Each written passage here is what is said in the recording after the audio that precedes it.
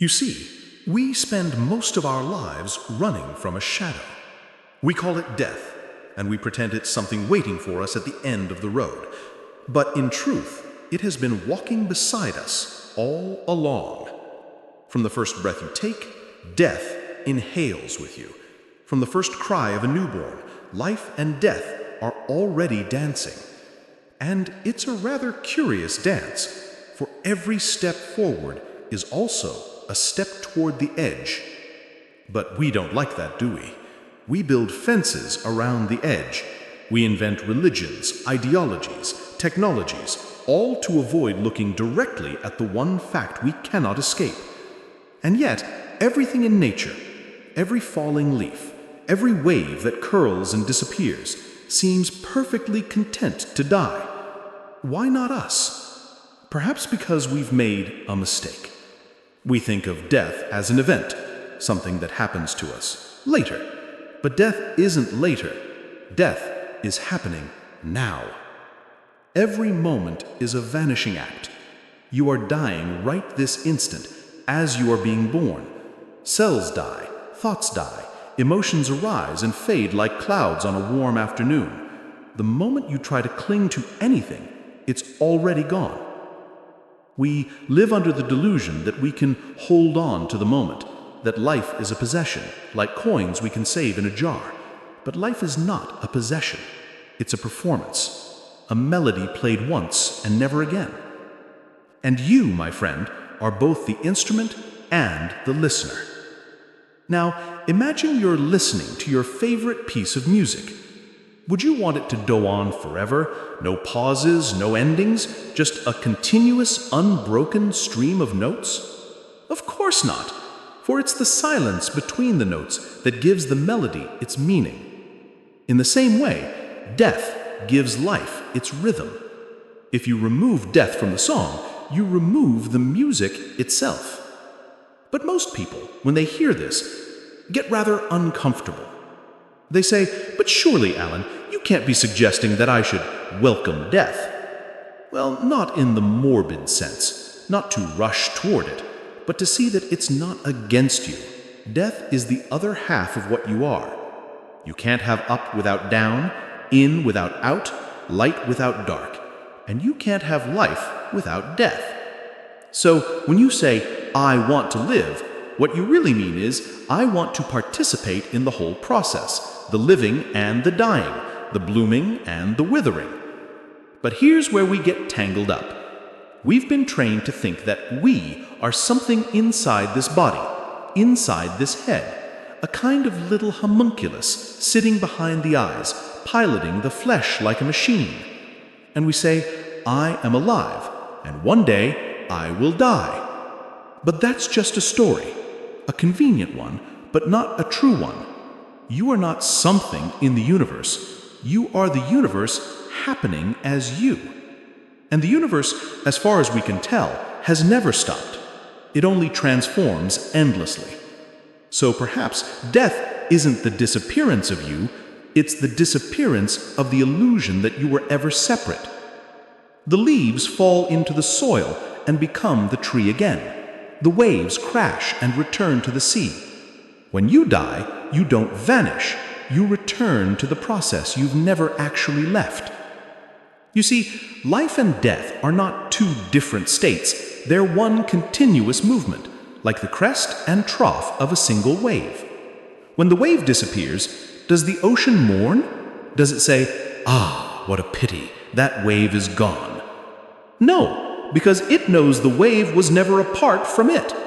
So, the fear of death is, in a way, the fear of seeing clearly. It's the fear of realizing that there is no you apart from the total process of being. And when that realization dawns, not as an idea, but as a direct experience, death loses its sting.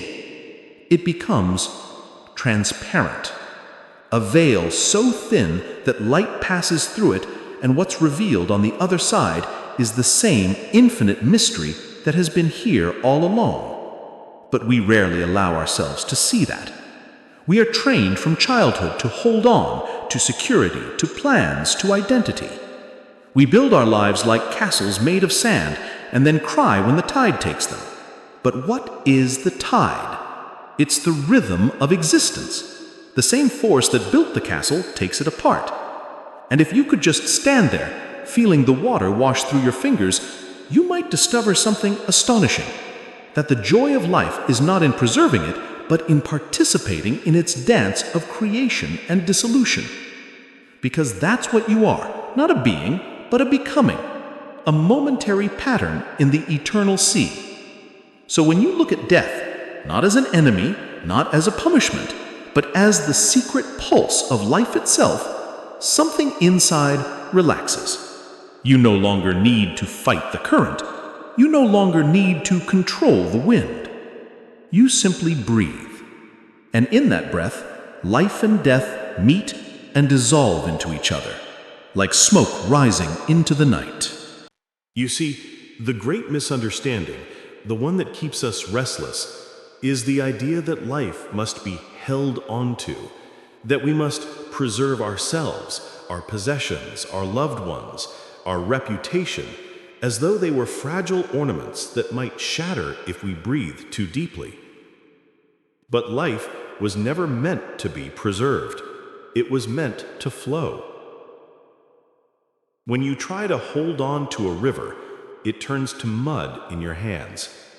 When you let it flow, it sparkles. The same is true of you. This is why so many people live anxious lives. They are trying to resist the very process that keeps them alive. They want life without change, love without loss, joy without sorrow. But that's like wanting fire without heat, or waves without water. We have been taught that death is the opposite of life, but it is not. The opposite of life is birth. Life and death are two sides of the same coin, two gestures of the same hand. And when you understand that, even vaguely, the fear begins to loosen its grip. Because you see, you were never really born in the sense of beginning from nothing. You simply appeared, like a wave rising from the sea, as the universe expressing itself in a particular way. And when you die, the universe doesn't end. It sighs. It changes key. It plays another note in the eternal melody. Now, of course, this is difficult to feel while you're clinging to your identity, that fragile idea of me, mine, my story. We think we are something solid, a fixed point in the flux. But you've never been fixed, not even for a moment. The child you were, the teenager, the adult, all of them have died many times over. Every thought is a birth and a death. Every breath is a beginning and an ending. And yet here you are, a continuity of endings. So perhaps death is not something coming for you in the future. It's the hidden rhythm of this very instant. And if you can meet it now, willingly, lovingly, you will find that it is not darkness at all, but light wearing a different face. But our culture doesn't teach us this, does it? We celebrate beginnings, births, weddings, graduations, and we treat endings as failures, as tragedies. We mourn the falling leaf and forget the soil it feeds. We build hospitals to delay death, but few temples to understand it. The ancient world had better manners about these things. They treated death as a teacher, a wise companion who whispers, "Hurry not, but remember, you do not own your time." When you walk through a forest and see decay, a log returning to earth, mushrooms feeding on the rot, you are looking at the face of eternity. That too is life. And when you resist decay, you resist the process that allows life to continue. But most of us spend our days resisting, don't we? We resist aging, resist uncertainty, resist the idea that we might not always be here. And yet that resistance is what makes us feel separate, small, anxious. Because the ego is nothing but resistance. It's a contraction, a tightening against the infinite. The moment you release it, even for an instant, you find that you were never really separate from the flow at all. When I speak of death as the secret of life, I mean precisely this, that the secret is not in running from death, but in dying before you die. Dying to the illusion of control. Dying to the idea that you are what you possess. Dying to the notion that you are the thinker of your thoughts. And when you do that, when you let go, what's left is astonishingly alive. For what remains is pure awareness, the clear sky beneath every passing cloud. Now, imagine what it would mean to live from that place, to walk through your days knowing that every moment is both birth and death, that every goodbye contains a secret hello, that every ending is a doorway, not a wall. It doesn't make life grim. On the contrary, it fills life with intensity, with tenderness. When you know the music will end, you listen differently. You begin to dance, not to escape time, but to honor it. So I ask you, can you die each day a little? Can you let the sun set on your expectations, your grudges, your stories, and rise the next morning unburdened? Because that is what death is training you for. When the final moment comes, and it will, as surely as the tide, the question will not be, how long did I live? But how deeply did I let go? Let's look a little closer at this idea of control, because it is at the root of our fear of death. We are, in essence, control addicts. From the moment we can walk and talk, we are taught that to be human is to master things, to bend the world to our will, to make sense of chaos, to shape our destiny. And in a way, that's beautiful. It's part of our creative nature. But underneath that noble impulse lies a quiet terror, the terror of not being in control. We build entire lives around the illusion that if we just think hard enough, plan carefully enough, pray devoutly enough, or work tirelessly enough, we can outsmart uncertainty. But uncertainty is not an obstacle. It's the very texture of life itself. To live is to be uncertain. To breathe is to risk the next breath not coming. You see, control is like trying to clutch at water. The tighter you squeeze, the less you hold. And death, if we listen closely, is life's way of saying you were never meant to hold on.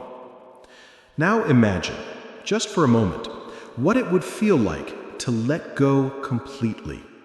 To release not only your plans, but the planner. Not only your beliefs, but the believer. Imagine if, instead of gripping existence with white knuckles, you allowed it to move through you as wind moves through a reed. You'd find, perhaps, that you were never steering the ship to begin with, that the ocean itself was both the voyage and the voyager. And if that realization sounds frightening, it's only because we've spent so long pretending to be separate captains, pretending that I and the world are two different things.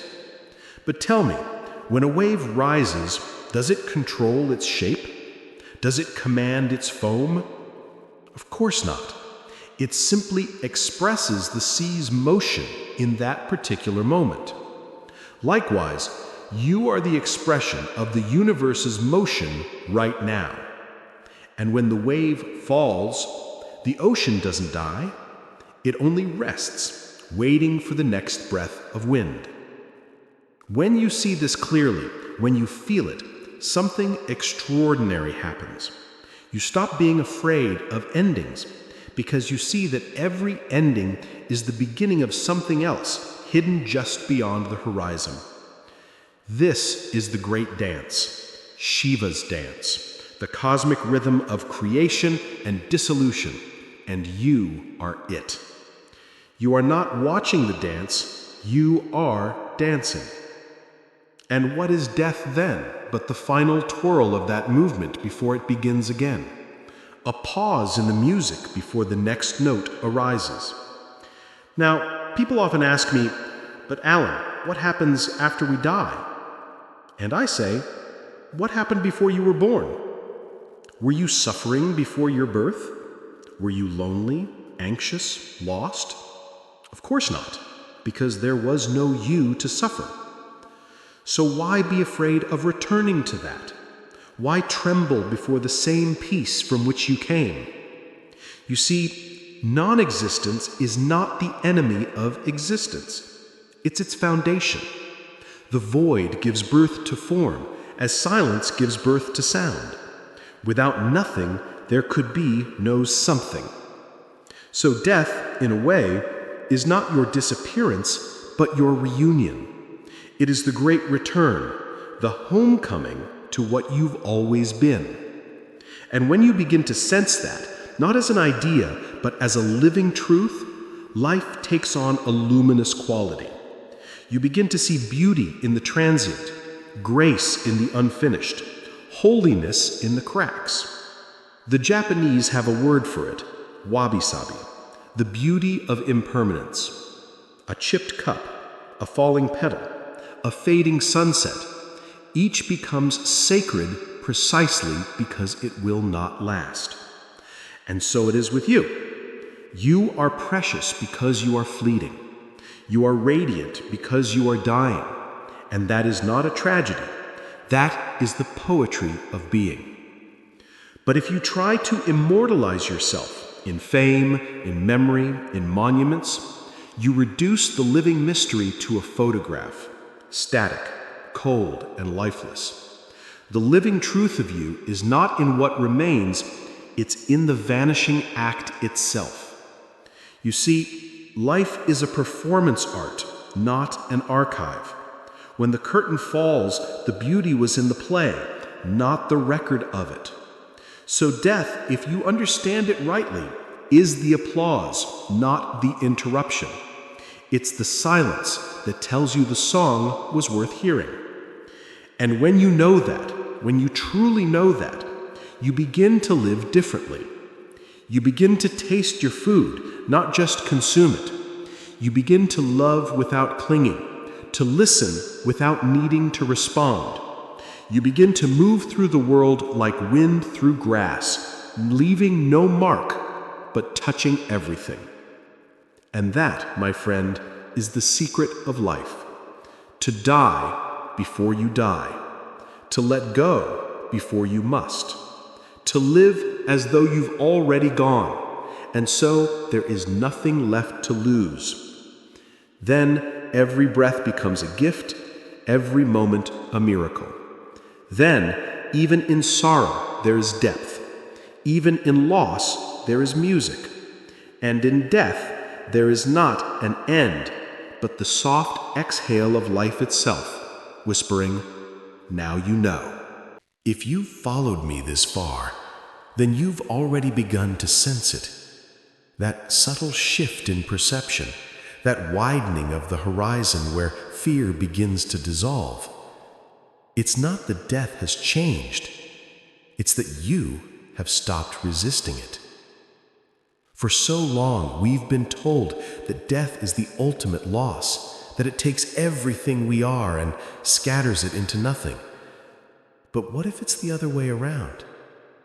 What if death is not the thief, but the giver, the hand that opens the clenched fist of life and whispers, "Look, you were never holding anything at all"? We humans are very good at pretending permanence. We build cities, write histories, Take photographs, name stars, as if by naming something we can keep it from vanishing. But every name is just an echo, and every echo fades. The universe does not keep records, it dances. And if you listen closely, you'll hear that dance, not in some distant heaven or afterlife, but in the pulse behind your ribs, in the rhythm of your breath, in the slow turning of day into night. Everything is dying, everything is being born. And those are not two events, but one continuous unfolding, the great cosmic inhale and exhale. To fear death, then, is to fear breathing out, to fear release. But have you noticed what happens when you hold your breath too long? You suffocate on your own need to survive. And that is what most of us are doing. We are suffocating on our need to continue. We cling to identity, to possession, to continuity, as though existence were a ladder we must climb, rather than a tide we must ride. But when you stop climbing, you start floating. When you stop trying to be, you simply are. Death is not an intruder in that state. It is the rhythm that gives the melody shape. It is the punctuation that allows the sentence of life to make sense. Think of it this way. When you finish reading a beautiful poem, you don't curse the final line. You let it linger. You allow the silence after it to resonate in you. That silence is not empty. It is full of everything the words awakened. So too with death. It is the final line that gives meaning to the poem of your days. And the silence after, the vast stillness into which you dissolve, that is not nothing. That is everything. We make such a fuss about our small selves, our successes, our failures, our opinions, yet from the cosmic point of view, they are ripples in the sea. And still, what magnificent ripples! To see, to love, to laugh, to taste. How extraordinary that the universe arranged itself in such a way that it could experience its own beauty through your eyes. But the eyes close eventually. The curtain falls, and yet the play goes on, not with you watching it, but as you. When I say death is the secret of life, I mean that death is the part of life that teaches you to live. For without knowing that all this will end, how could you ever be moved to cherish it? Without the setting sun, how could you ever love the morning light? Without the goodbye, how could you ever truly say, I love you? It is death that makes us honest. It strips away pretense. It humbles the ego. It brings us face to face with the raw miracle in existence. And when you stop trying to escape that, when you sit quietly and let death's presence wash over you, you may find that what you feared all along is not death itself, but the loss of illusion, the loss of control, of identity, of boundary. But beyond that loss lies a freedom so vast it cannot be described, only felt. The freedom of being no one in particular, and therefore being everything at once. The freedom of being a moment in the eternal now. And here's the strange thing. Once you realize that, you don't withdraw from life. You fall in love with it more deeply than ever before, because now you can see its fragility, its shimmering impermanence. You see the faces you love as temporary miracles, the laughter you share as fleeting music, the sky itself as a passing gesture of the infinite. But the eyes close eventually, the curtain falls, and yet the play goes on, not with you watching it, but as you. When I say death is the secret of life, I mean that death is the part of life that teaches you to live. For without knowing that all this will end, how could you ever be moved to cherish it? Without the setting sun, how could you ever love the morning light? Without the goodbye, how could you ever truly say, I love you? It is death that makes us honest. It strips away pretense. It humbles the ego. It brings us face to face with the raw miracle of existence. And when you stop trying to escape that, when you sit quietly and let death's presence wash over you, you may find that what you feared all along is not death itself, but the loss of illusion, the loss of control, of identity, of boundary. But beyond that loss lies a freedom so vast it cannot be described, only felt. The freedom of being no one in particular, and therefore being everything at once. The freedom of being a moment in the eternal now. And here's the strange thing. Once you realize that, you don't withdraw from life. You fall in love with it more deeply than ever before, because now you can see its fragility, its shimmering impermanence. You see the faces you love as temporary miracles, the laughter you share as fleeting music, the sky itself as a passing gesture of the infinite. But the eyes close eventually, the curtain falls, and yet the play goes on, not with you watching it, but as you. When I say death is the secret of life, I mean that death is the part of life that teaches you to live. For without knowing that all this will end, how could you ever be moved to cherish it? Without the setting sun, how could you ever love the morning light? Without the goodbye, how could you ever truly say, I love you? It is death that makes us honest. It strips away pretense. It humbles the ego. It brings us face to face with the raw miracle of existence. And when you stop trying to escape that, when you sit quietly and let death's presence wash over you, you may find that what you feared all along is not death itself, but the loss of illusion, the loss of control, of identity, of boundary. But beyond that loss lies a freedom so vast it cannot be described, only felt. The freedom of being no one in particular, and therefore being everything at once. The freedom of being a moment in the eternal now. And the dance continues.